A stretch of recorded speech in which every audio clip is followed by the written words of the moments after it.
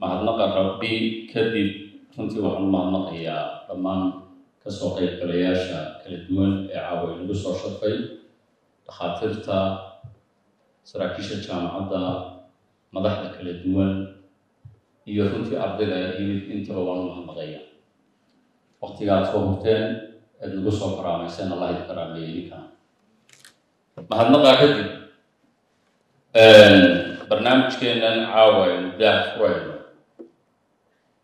guul bay u tahay dhammaan bahda caafimaadka iyo bahda waxbarashada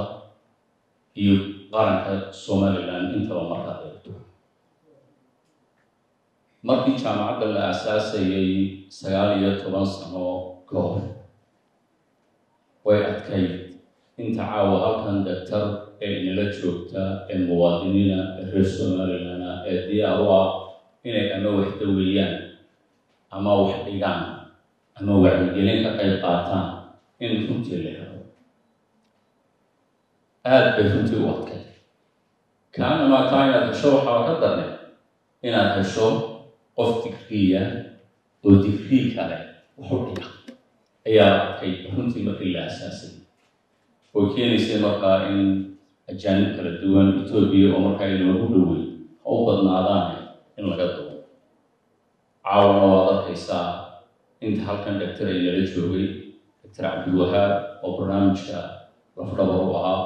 daktar Nuuraddiin oo imika waqti hadlayay saddexdii daktar ay halkan fadhiyay daktar Sacad iyo daktar Axmed iyo daktar Cabdiwahaab ay kamid yihiin sacabka loo tumo runtii waxay noo tilmaamaysaa tadawurka aynu samaynayno qaran ahaan bay tilmaamaysaa marka aqoon-yahankeenu uu kobco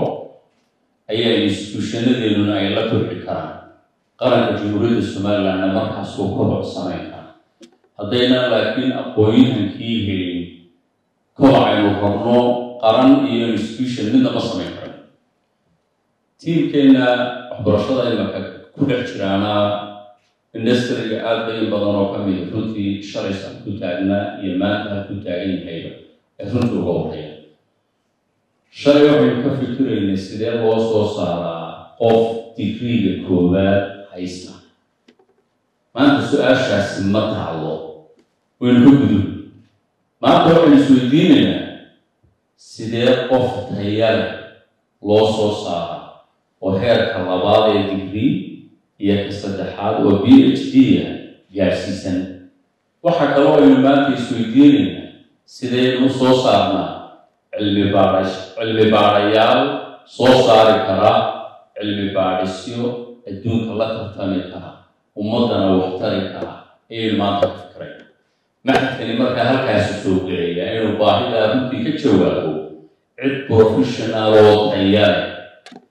oo soo saarta hadhowtoore ay ka soo baxaan dad dhakhaatiir noqon kara macallimiin noqon kara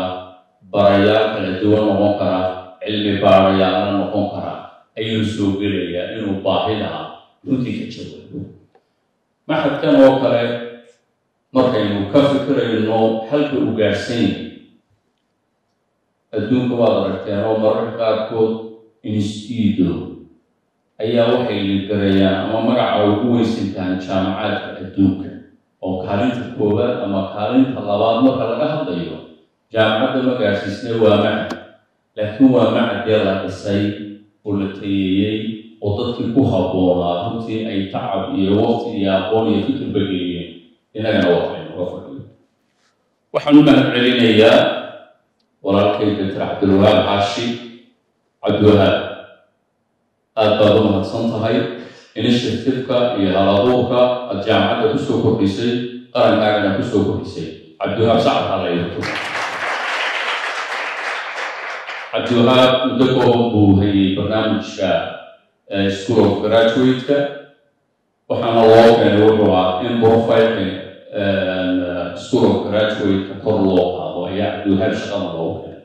waanay muuqataa muddadii koobnayduu hayay shaqada la taaban karo ee uu qabtay waxaynu rabnaa markaa inaanu Cabdiwahaab oo hal-abuur noqonay shaqadaasi waa inay midho dhashaa oo caawa waa loo waqalay berritoorana midhaheeda aynu aragno durba Dr. Nuuraddiin wuxuu kugu baaqay inuu diyaar u yahay wixii aad qiito u baahato iyo wixii research takhasuskiisa qaybta la halmaa inuu diyaariyo dhammaanteedna waxaan rajeynayaa dhakhaatiirta kale la mid Dr. Sacad iyo Dr. Axmed iyo ay ka mid yihiin iyaguna inay diyaar ku leeyihiin institute-kani waa inaanu noqon mid jaamacadda Armas ay leedahay mid qaran ku leeyahay oo dhammaan laga wada muuqdo platform la isugu yimaado oo aqoon-yahan isugu yimaadaan oo dooda abuura oo abuura keena oo xogaha uu daabaca xogo lagu kalsoonaan karo barintooda ay noqdaan marka ay ka qayb qaataan researcherista ama cilmi baarayaashii ku habboona waa inuu noqdaa oo kalsoonidiisaas ay yeelataa mid barintooda ka maalin aynu noqon karno xogaha loo baahdo goobta dib loogu soo noqonayo ama marka loo baahdo research noocaasa halka loogu soo hagaagayo marka waa in buulu waa inaad haysataa kala duwan oo dhakhaatiirta qolowga takhasuskoodu eriyada ay yihiin urursanaya iyo gobolladay ku kala sugan yihiin iyo goobaha ay joogaan si meel walba markaa cidda ku habboon marka loo baahdo loo heli karo ciddii ku habboonay markaan hoos qodob iyo laba ugu daadego qodobada aan doonayo inaynu dul istaagno waxaa ka mid ah publications ardayda ka baxaysa maxadkan iyo school of graduate jaamacaddu ay leedahay waa inay publications waa in kunti lagu sameeya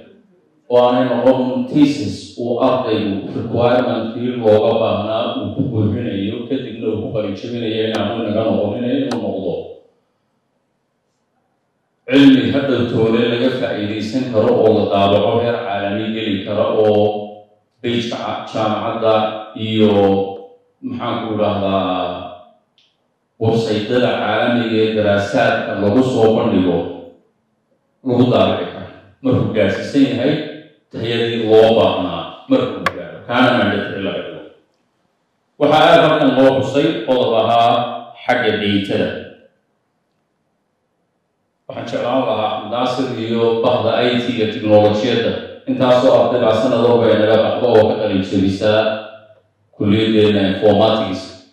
waxaynu u baahan nahay inaynu database samayno xogta noocaasa qarankan ka caawin kara oo dowladdu markaa ka faa'iidaysan kartoo la isticmaali karo sanad walba intaasoo arday baa qalinjabiya oo databases kala duwan sameeya oo laga yaabo inaan laga faa'iidaysan marka taasina waa inay noqotaa mid qorshe inaynu ka yeelano laga faa'iidayso waxaa ka mid oo aada loo dul istaagay xagga wacyigelinta maxadkani wuxuu ka qayb qaadan karaa banalkan aynu caawa u fadhinay oo kale inuu joogtayo oo marba topic taagan oo mujtamaca arrimihiisa taabanaya in la soo xusho tusaale ahaan bishiiba in hal topic la qaato ciddii ku habbooneed la xulo waqti ku habboona la siiyo oo bil qofkaasi tusaale ahaan uu haysta iyo ka badanba si uu xog ku filan uu soo urursan karo wacyigelin iyo aqoon ku munaasib oo mujtamaca wax ka tartana inaynu gaarsiino wax aqoon-yahankeenna caawa halkaa fadhiya ay awoodaan haddaynu hay-ada ka sugno oo nidhaahno hay-ada mashaariic looga raadiyo aqoontii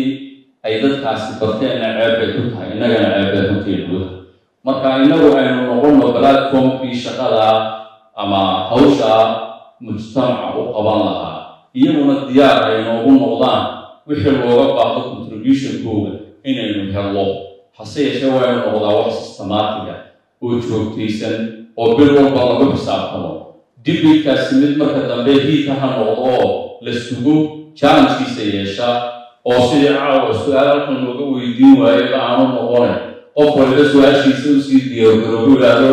bilheblaayo dibaydka dhacaya bal su-aalaha caynkaas ee caafimaadaya uhayo iyo kuwa kale aqooneed ee uhayaba inuu lagu talagalo su-aalo badan baa jaamacaadka markaynu nahay dib laynoogu soo celiyaa bahdeena waxbarashada ku dhex jirtaa qaybteena doonaba aynu ka joogno taana waxaynu u baahannahay dowladda lafteeda roolkeeda in wada shaqayn ay timaado xilligii aynu maanta ka fikri lahayn ama la isweydiin lahaa wey tayada sidii aynu dhammaantiin intaynu gamax isugu qabsano kor loogu qaadi lahaa taasna waxay ka iman kartaa doorkii xukuumadda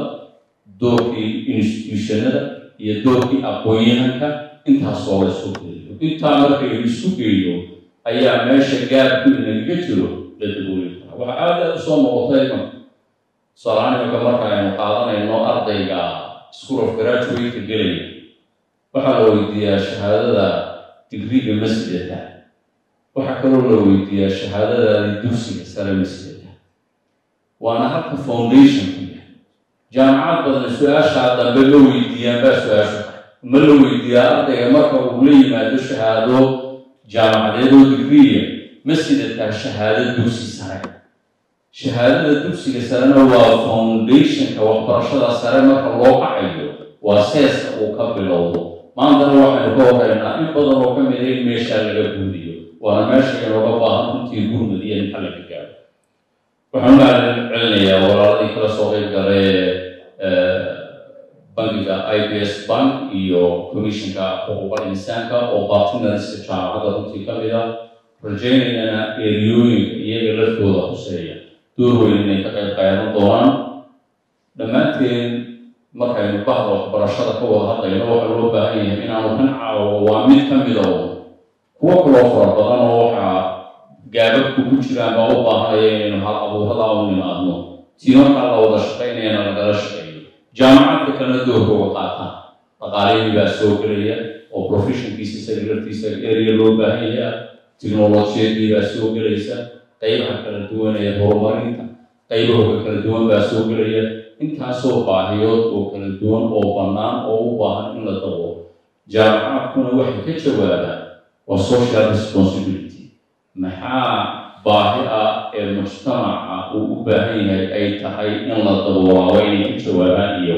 oo aanay waxaan jirin iska keenina waa inay mujtamaca wax u ku taraya oo wax ka bedelaya waa inay keenaan maxadkana insha allah waxaan rajaynayaa inuu doorkaa maanta loo asaasay iyo markaa loo soo qaabeeyey inuu buuxin doono maxadkan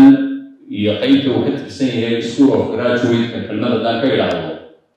school of graduate-ka jaamacaddu muddada u shaqeynayo 2015 laga soo bilaabo ama si gudba jaamacadda haddaan dib u noqdo intii hore ee bilowga markii laga yimaado markii dambe jaamacaddu kobac samaysay aqoontu iyo aqoonyahanka la helayaana kor u kacay arday digrii dhigta waxa ka mamnuuca jaamacadda admas inuu macallin digrii wax u dhigo waa in darajadii kaa ka sarraysay oo mastery waa inuu wax u dhigo markaynu u nimaadno barnaamijkan marka aynu joogno ee solti ama public research public health institute iyo school of graduate-ka waa mastery waa darajadii labaad ee waxbarasho masterydna waa inaanu masterid wax u dhigin ee waa inuu wax u dhigaa macallinka darajo sarreeya oo PhD waana qaabka uu barnaamijkeena u shaqeeyo waana ugu hawbataa marar badan waxa adkaata inaad hesho takhasusaadka kala duwan macallimiin muwaadiniina ama gudaha waddanka inaad ka hesho bacdeen waxay kugu kalifaysaa ku qasbanaanaysaa meesha kuugu dhow inaad ka doonato marka hore priority-ga waxaa iskale muwaadinka inaad ka hesho haddii aad ka hesho walaalo haddii laga waayo meesha ugu dhowey markaa ayay tahay markaa in loo doono marka waxaan usoo qaadanayaa barnaamijkan standardka aynu ka doonayno ama halka la rabo in lagu maintain gareeya waa halka ay meel ka sarraysa dr cabdulwahab xaashi adiga iyo tiimkaaga ambaliyaan ku leeyahay xasan xuseen iyo tiimkii qabaqaabada iyo saraakiishii xafladdan quruxda badan soo qabaqaabisay idinkaan hambaliyaan idin leeyahay inta ka soo qayb gashaan aad baad u mahadsan tihiin waqtiga qiimaha leh caawa aad soo siiseen برنامج كنا نقاسين وبرية وصلى الله عليه وسلم عليكم ورحمة الله تعالى وبركاته.